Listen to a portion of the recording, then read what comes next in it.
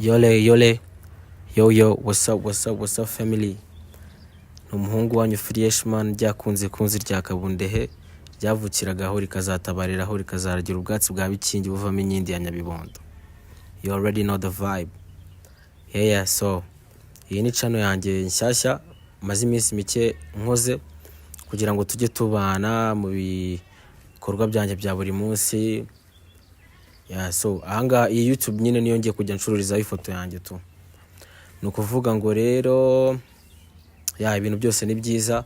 Uyu munsi nifuje kubana namwe kugira ngo nze kubasangiza ukuntu igitekerezo cyo gukora indirimbo yanjye nshyashya nise Ehembembe featuring Cute nayikoze. Urebye ni kwa kundi aba ari lucky day nyine tukwa kundi baba babyutse uri fresh and clean na bad vibe. Ndangije mfata ka walk to ku producer bita Popie, mfata ka walk nk'iminota nk'itanu njya kumureba kuri stu. Ngezeyo tugerageza gucreating ariko yari yaramaye beat ariko nago nari naranyuzwe niyo beat yari yaranyuze groove ariko amacodes nari narayumva neza ko ariyo akwiriye iyo beat. So tumanuka amakode tuyashyiramo tugeraho tuza kugwa ku ya nyayo. Tumaze kugwa ku ya nyayo nibwo natangiye kurecordinga kwa kundi buri kurecordinga melodies dafite sense gake kuri phone kuko ibishinwa bura naga ari ibintu byanjye cyane ariko ngiye ngerageza kurecordinga ngenda decoding utuntu kuri phone ntubika paka nka indirimbo nkayibona gake. So no kuvuga ngo rero amakode twaje kuyahitinga yari right nibwo nahise mbona boom chorus y'indirimbo ije mu mutwe.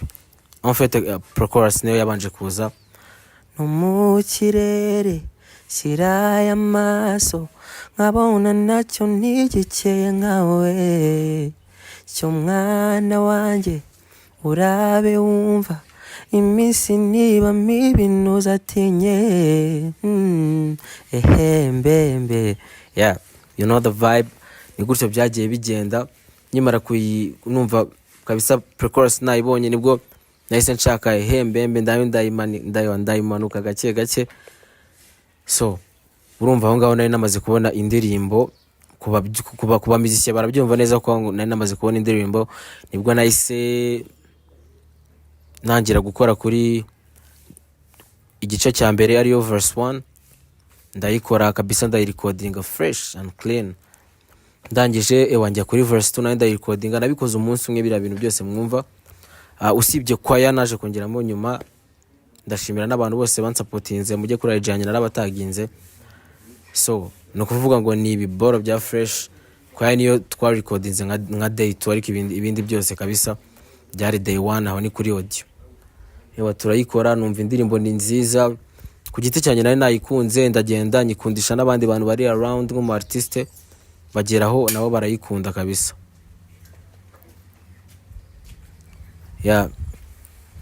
Bamaze kuyikunda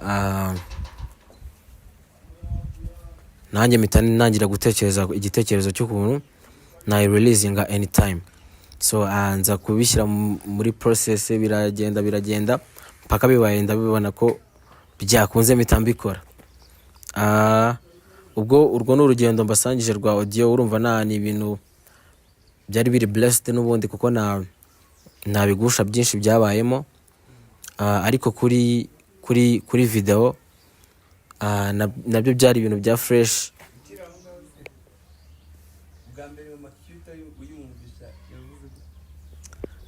Urumva nago kubera ko indirimbo zanjye bura bisaba kubanza kwicara ukabanza ukazumva neza kugira ngo wumve ibyo nashatse kuvuga.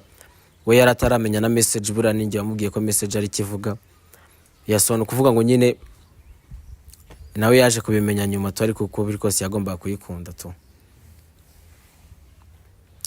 Noneho tugiye guhita tujya ku cya video ukuntu rero byagenze. Numvishe Faiz indirimbo ndambwira ati mfite indirimbo narimbiye umupeti wanjye kabisa ndashaka ko tuyikubita ishusho rya rindi bita kabisa ikirori murakizi. Abarambwiye ati muhungu wanjye ngiye ndi ready nawe urabizi.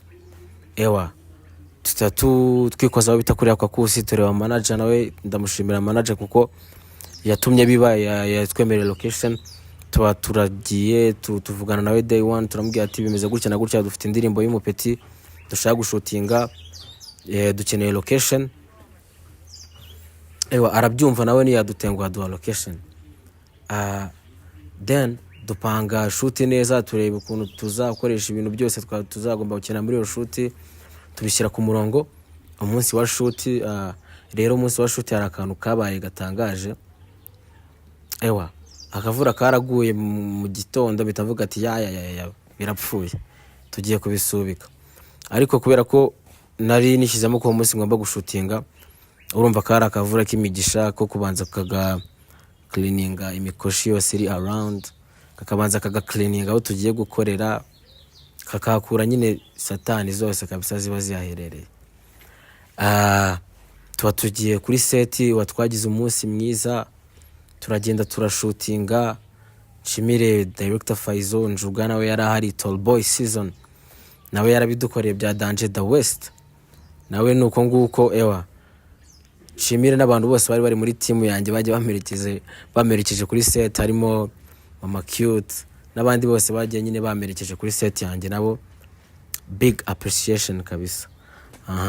Noneho ubwo turagiye turashutinga n'iki gake kugeza tuvuye kuri ako kusi, duca muri zira moments zose mwabonye muri kariya gapool k'abana, tujya mu bindi bikinisho by'abana. Ewa dushutinga utuntu twiza mbega nka kuriya mwatubonye. Nibwo noneho twahise dufata umuhanda kabisa, tukiva kuri ako kusi tujya aho bita ni ahantu ujya Mageragere, ntabwo nibuka ukuntu hitwa fresh. Ewa turagenda, niho mwabonye inkoko n'ubwatsi, twagiye haboro mu Gikuyu. Ewa turagenda nyine dukora agashusho ka fresh, ariko hari ahantu hari icyondo cya Danger ku buryo Air Force y'umweru yagarukaga kabisa ari shokora. No kuvuga ngo turagenda turabikora, tuba turangije. Ewa nge nabanje no kugira ikibazo, ndavuga ati se mbaza Faizo, ndamubwiye ati iyi video ko tuyishutinze amasaha make, ni wasanga dukeneyemo nk'andi masete. Arangije arambwira ati man weho muri ibintu ngenda bize. Kandi none nshimire Faizo, buriya Faizo niwe mu director wa mbere mu Rwanda kabisa ufite icyo bita quick delivery, ntago ajya atenguhana, bitari icyo bari yayindi, urumva. So rero no kuvuga ngo nshimire n'abandi ba producer bose bagenda badusupportinga muri izo moments zo kuduhera imiziki gihe, kandi mbonereho nanagaye babandi nyine batajya bapfa kuduhera imiziki gihe. Nyamuneka natwe tuba dushaka gukora ibintu byinshi urumva. Nshimira producer bose baduhera imiziki gihe, akumva ko kabisa umusani akeneye release, aba yumva ko nawe ari mu kimbo cy'umusani, mbashimire.